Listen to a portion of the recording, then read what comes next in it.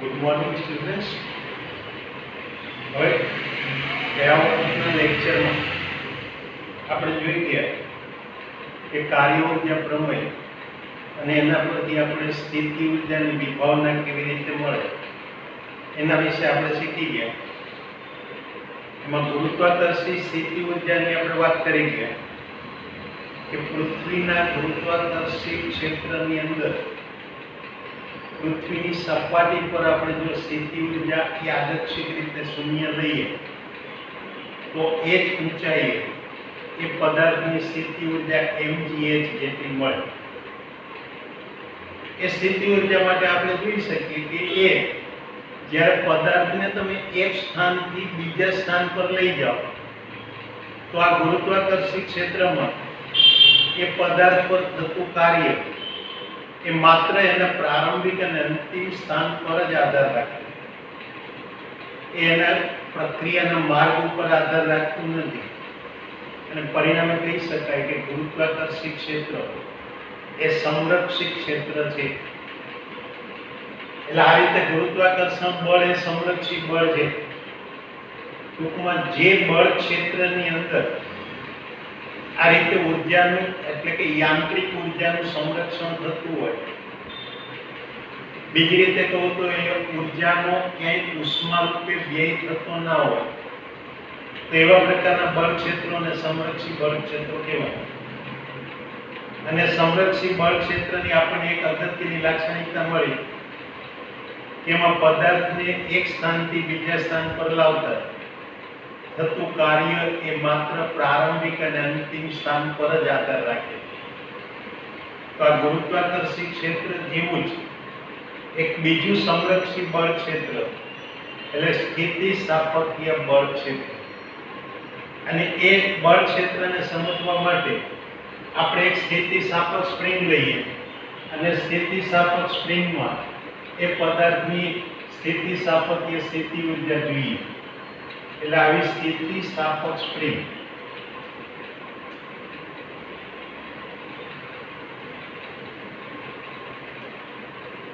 ચલો એ સ્પ્રિંગની સ્થિતિ ઉર્જાની વિચાર કરીએ. જોઈએ એને કેવી રીતે સમજી શકાય.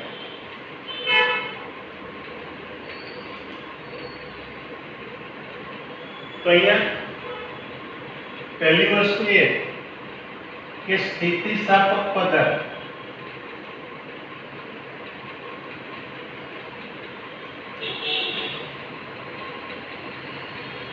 એવા પદાર્થને સ્થિતિસ્થાપક પદાર્થ કહેવાય.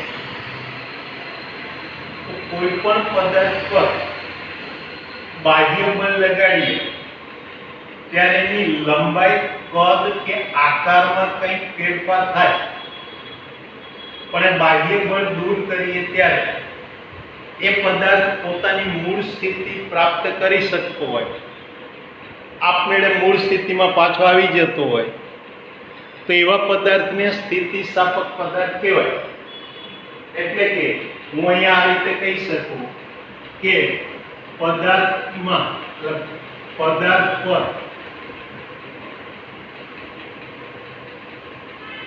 બાહ્ય બળ એની અસર નીચે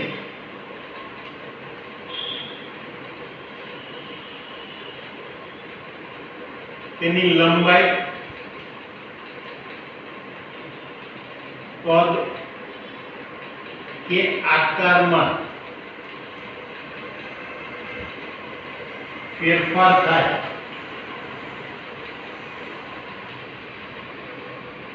એટલે કે એમાં વિકૃતિ ઉત્પન્ન થઈ કહેવાય. એટલે વિકૃતિ ઉત્પન્ન થાય પણ તે બાહ્ય બળ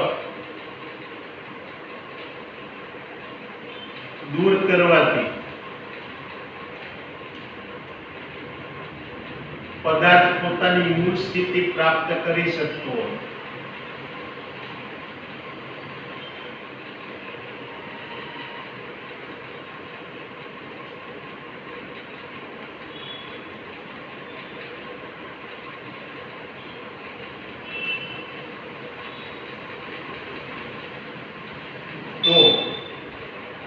તેવા પદાર્થને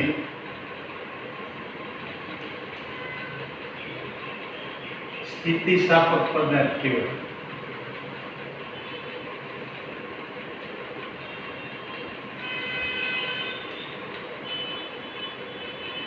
આ સ્થિતિસ્થાપક પદાર્થની આપણી પાસે સમજૂતી કે કયા પ્રકારના પદાર્થને સ્થિતિસ્થાપક પદાર્થ કહેવાય.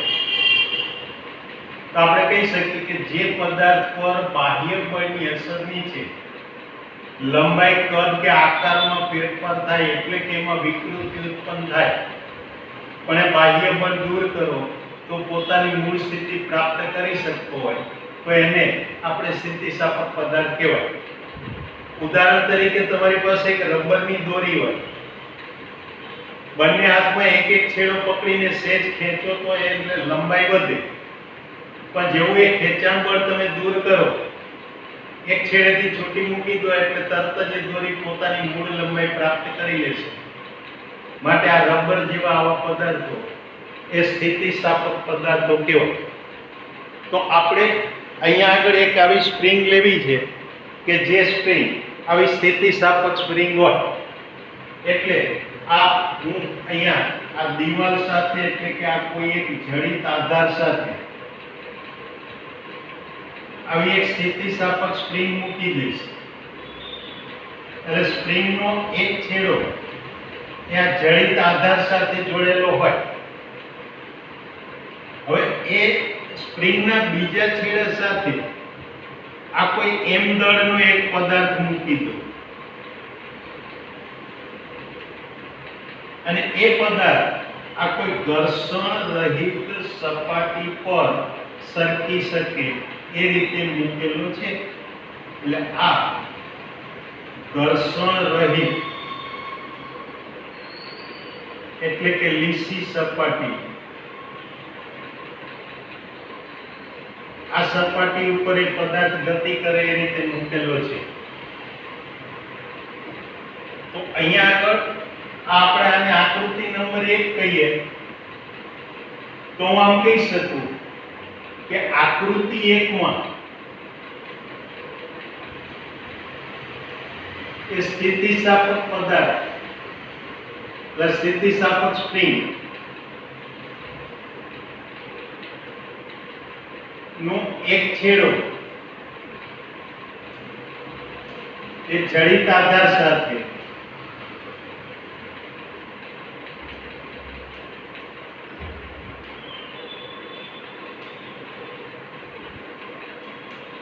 એના બીજા છેડે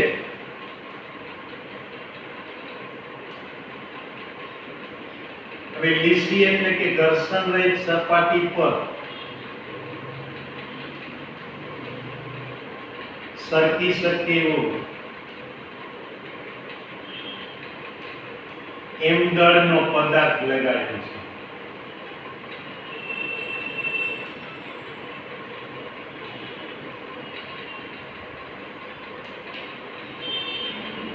ચલો આ જે પદાર્થ છે એની અત્યારે અહીંયા આગળ જે પ્રારંભિક સ્થિતિ છે એને x1 બરાબર 0 કહો.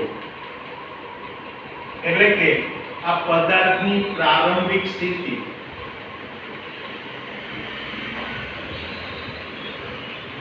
અથવા પ્રારંભમાં x1 બરાબર 0 પાસે છે.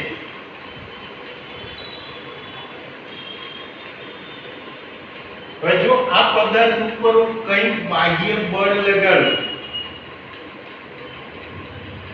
અને પદાર્થને ત્યાં આ પ્રારંભિક સ્થાનથી દૂર ખેંચું તો પદાર્થ તો અહીંયા આગળ સ્પ્રિંગ સાથે જોડાયેલો છે. એટલે મેં પદાર્થ પર લગાડેલું બળ અલ્ટિમેટલી પદાર્થ પર દ્વારા થઈને સ્પ્રિંગ ઉપર પણ લાગશે. પણ સ્પ્રિંગનો એક છેડો પદાર્થ સાથે જોડાયેલો છે, બીજો છેડો તો જડિત આધાર સાથે જોડાયેલો છે અને જડિત આધાર એ સ્પ્રિંગને પોતાનાથી દૂર જવા નહીં દે. પરિણામ એ આવશે કે આ સ્પ્રિંગ થોડી ખેંચાશે એટલે કે એની લંબાઈમાં વધારો થશે અને લંબાઈમાં વધારો થાય એટલે સ્પ્રિંગની જે સ્થિતિ છે એ કંઈક આ બીજી આકૃતિમાં મને આ રીતે જોવા મળે. કે આ સ્પ્રિંગ લંબાઈ વધે એટલે એના જે આંટા વચ્ચેના અંતરમાં કંઈક થોડો વધારો થાય, એટલે પદાર્થ ત્યાંથી થોડું દૂર જાય, એટલે એના પ્રારંભિક સ્થાનથી પદાર્થ દૂર ગયો, એટલે આ જે એનું અંતિમ સ્થાન છે એને x2 બરાબર x કહું. યાદ રાખજો, પદાર્થ ઘર્ષણ રહિત સપાટી પર સરકે છે.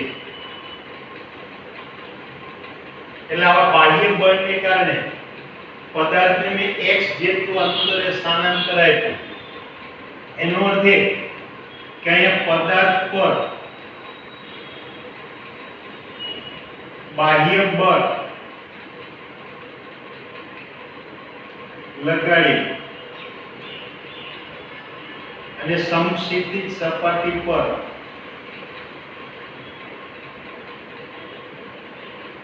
x2 બરાબર x સ્થાને લાવવામાં આવે.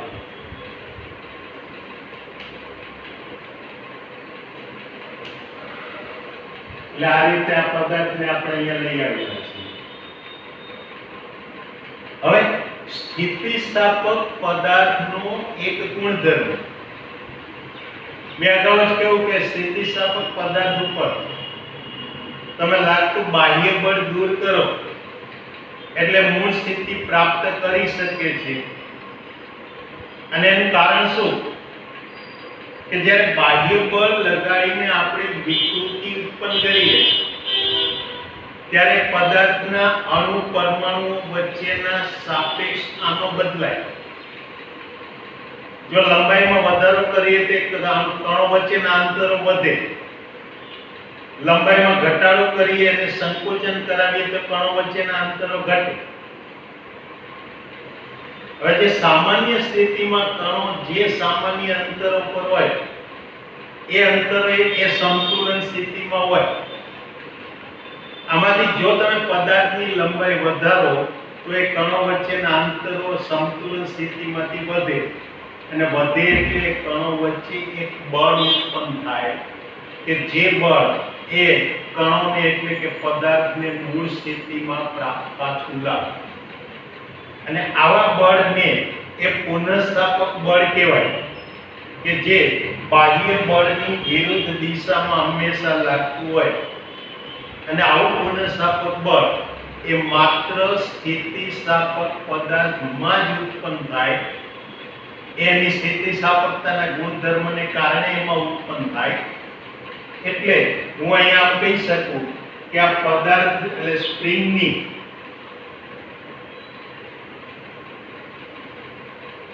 લંબાઈ વધે ત્યારે તેમાં એક બળ ઉત્પન્ન થાય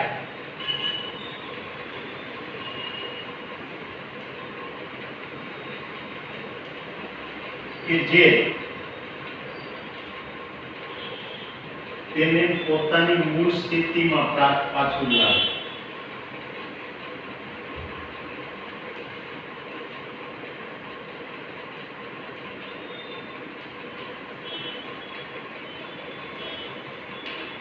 આવા બળને પુનઃસ્થાપક બળ કહેવાય.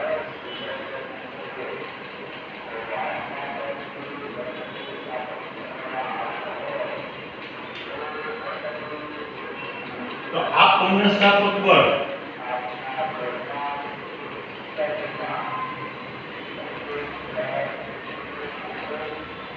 જો એનું F કહું તે કહી શકાય કે લંબાઈના વધારો x ના સમપ્રમાણમાં હોય.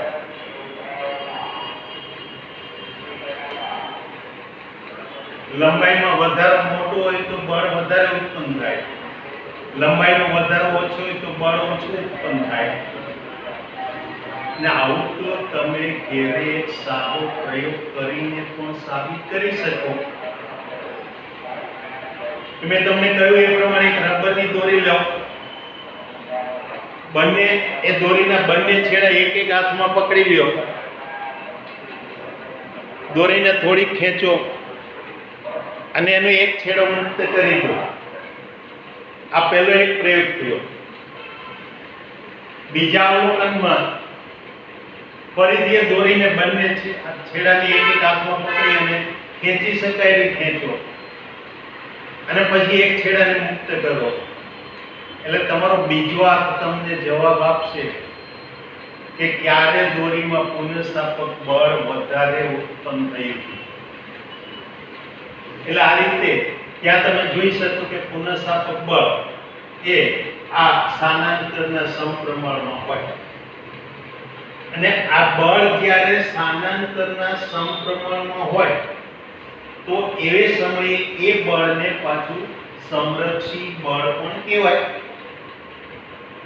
હવે જો આ સ્થાનાંતર સમપ્રમાણમાં હોય પણ અહીંયા સ્થાનાંતર એ તો પદાર્થને સમતોલન સ્થાનથી દૂર લઈ જાય છે, જ્યારે જે પુનઃસ્થાપક બળ છે તો એને પદાર્થને સમતોલન તરફ પાછું લાવે છે.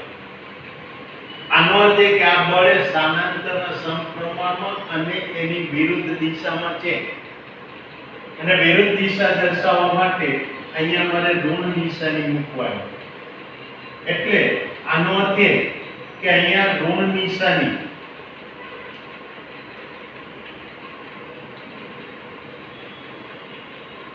એ દર્શાવે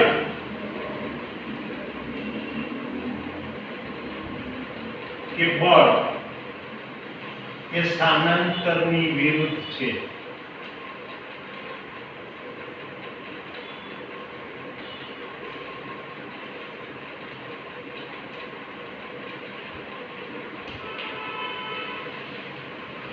તો હવે જો હું સમપ્રમાણી નિશાની દૂર કરું તો હું આ રીતે લખી શકું માટે f = માઈનસ કંઈક અચળાંક k * x, જ્યાં આ k ને સ્પ્રિંગનો બળ અચળાંક કહેવાય.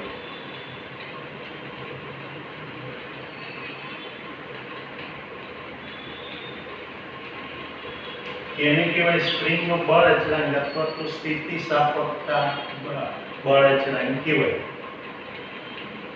જો મારે k ની વ્યાખ્યા જોતી હોય તો શું કહેવાય કે x ની કિંમત એક એકમ લો, એટલે કે સ્પ્રિંગની લંબાઈમાં એકમ વધારો થાય ત્યારે એમાં ઉત્પન્ન થતા પુનઃસ્થાપક બળને એ સ્પ્રિંગનો બળ અચળાંક કહેવાય. ફરીથી શું વ્યાખ્યા આપી શકાય કે સ્પ્રિંગની લંબાઈમાં એકમ વધારો થાય ત્યારે એની અંદર ઉત્પન્ન થતા પુનઃસ્થાપક બળને એ સ્પ્રિંગનો બળ અચળાંક કહેવાય. તો હવે આ રીતે ધારો કે આ પદાર્થને મહત્તમ સ્થાનાંતર આપો, એટલે કે અહીંયા આગળ હું આમ કહી શકું કે જો પદાર્થને x = 0 થી x = xm મહત્તમ અથવા તો x = x, એટલે કે x1 = 0 થી x2 = x જેટલું સ્થાનાંતર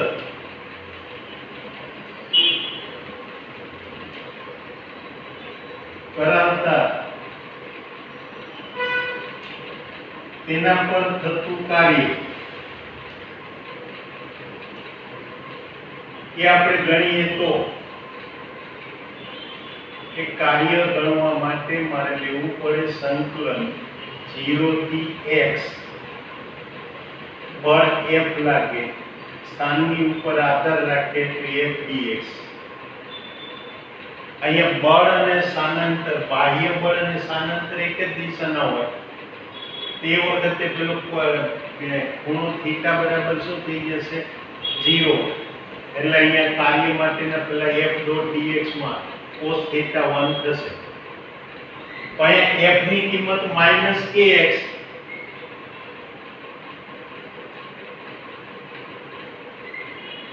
f = -kx. ચલો આ મૂકી દઈએ, કારણ કે અહીંયા બળ એ સ્થાન પર આધારિત છે, એટલે કે બળ એ ચલ બળ છે, અને ચલ બળ છે એટલે આપણે કાર્ય મેળવવા માટે સંકલનનો ઉપયોગ કરવો પડશે. એ કરીએ એટલે હવે કાર્ય W બરાબર સંકલન 0 થી x માઈનસ kx dx મળે. આમાં આપેલ સ્પ્રિંગ માટે બળ અચળાંક k અચળ રહે. k અચળ રહે એટલે માઈનસ k ને હું કોમન લઈ શકું, એટલે આ કાર્ય બરાબર માઈનસ k સંકલન 0 થી x dx મળે. હવે યાદ કરો x રેઝ ટુ n નું સંકલન x raise to n plus 1 upon n plus 1. અહીં x ની ઘાત એટલે n ની કિંમત 1 છે, એમાં 1 ઉમેરું એટલે અહીંયા આગળ x નો સ્ક્વેર થાય અને નવી ઘાત એ છેદ બને. પણ આ સંકલન એ 0 થી x વચ્ચેનું નિયત સંકલન છે, અને માટે આ સંકલન એટલે -k x²/2 0 થી x. ચાલો આ નિયત સંકલન છે એટલે મારે પહેલા મહત્તમ કિંમત મૂકવાની. 2 ને પણ 12 કોમન લઈ લઉં. x ની મહત્તમ કિંમત એટલે x, લઘુત્તમ કિંમત 0, અને માટે કાર્ય -kx²/2 મળે. આ પુનઃસ્થાપક બળ વડે થતું કાર્ય થાય, અને માટે હું કહી શકું કે બાહ્ય બળ વડે થતું કાર્ય એ ધન થાય, કારણ કે ત્યાં સ્થાનાંતર બળની દિશામાં હોય.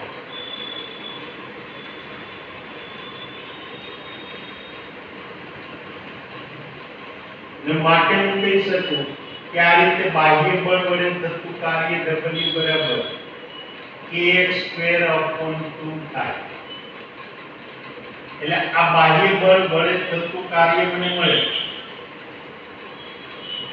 હવે આ કાર્ય કરવામાં જે ઊર્જા વપરાણી એ ઊર્જા આ સ્પ્રિંગની સ્થિતિસ્થાપકીય સ્થિતિ ઊર્જામાં સંગ્રહ પામે. એટલે ઊર્જાનું રૂપાંતર એ સ્થિતિ ઊર્જા રૂપમાં થાય, અને માટે કહી શકાય કે આ કાર્ય કરવામાં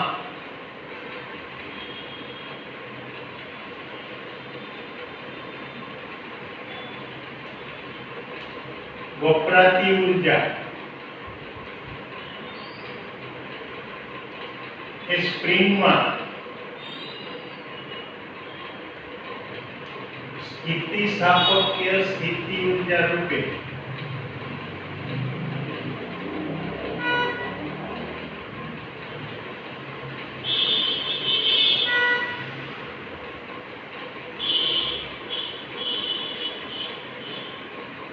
સંગ્રહ પામે. અને માટે એ સ્પ્રિંગની સ્થિતિસ્થાપકીય સ્થિતિ ઊર્જા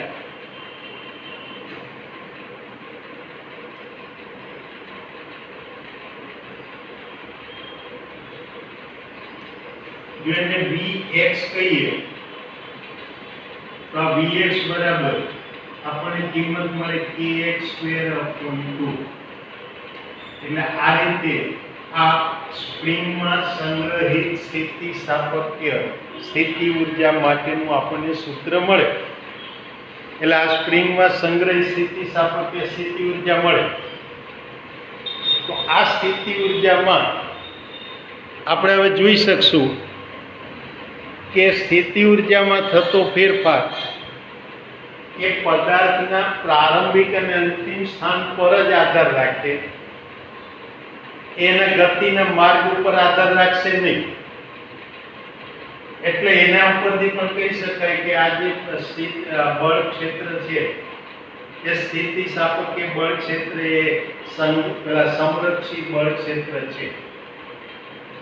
ટૂંકમાં અહીંયા આગળ આ સ્થિતિસ્થાપકીય બળ ક્ષેત્ર માટે મને એવી બે લાક્ષણિકતા મળે છે કે જેને કારણે હું કહી શકું છું કે આ બળ ક્ષેત્ર એ સંરક્ષી બળ ક્ષેત્ર છે. જેમાંની પહેલી લાક્ષણિકતા કે બળ એ સ્થાનાંતરના સમપ્રમાણમાં છે, માટે સંરક્ષી બળ ક્ષેત્ર છે. તો બીજી લાક્ષણિકતા કે સ્થિતિસ્થાપકીય સ્થિતિ ઊર્જા એ પદાર્થના પ્રારંભિક અને અંતિમ સ્થાન પર જ આધાર રાખશે, એ એની ગતિના માર્ગ ઉપર આધાર રાખતી નથી, અને માટે કહી શકાય કે આ બળ ક્ષેત્ર એ સંરક્ષી બળ ક્ષેત્ર છે. હવે અહીંયા આગળ આવતી વખતના લેક્ચરમાં આપણે જોઈશું કે આ સ્થિતિસ્થાપકીય સ્થિતિ ઊર્જાને કારણે પદાર્થ જ્યારે અહીંયા આગળ હવે મહત્તમ સ્થાનાંતર આપીને મુક્ત કરીએ તો પદાર્થ આપમેળે ત્યાં દોલન ગતિ કરશે, અને દોલન ગતિ કરે ત્યારે એની સ્થિતિ ઊર્જાનું રૂપાંતરણ ગતિ ઊર્જામાં અને ગતિ ઊર્જાનું રૂપાંતરણ સ્થિતિ ઊર્જામાં પરસ્પર થતું રહેશે, કારણ કે બળ ક્ષેત્ર એ સંરક્ષી બળ ક્ષેત્ર છે. એટલે પદાર્થ પ્લસ અને માઇનસ બે દિશામાં અમુક મહત્તમ અંતર સુધી જાય અને પાછો ફરતો જાય અને એ દોલન ગતિ કરતો જાય, અને આ પ્રકારના દોલનોને ભવિષ્યમાં તમે સરળ આવર્ત દોલનો કહેશો. એ આપણે આવતી વખતના લેક્ચરમાં જોઈશું. તો આજે આપણે ખાસ તો અગત્યની વાત એ જોઈ ગયા કે આ સ્થિતિસ્થાપકીય બળ ક્ષેત્રની અંદર આ સ્પ્રિંગમાં સંગ્રહિત સ્થિતિ ઊર્જા એ કેટલી મળે, અને સ્થિતિ ઊર્જા એ kx² જેટલી થાય.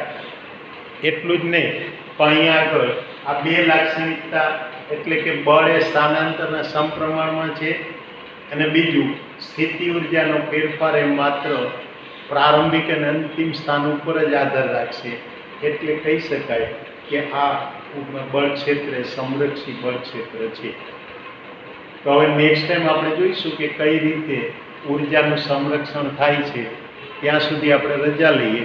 આવજો. Good bye.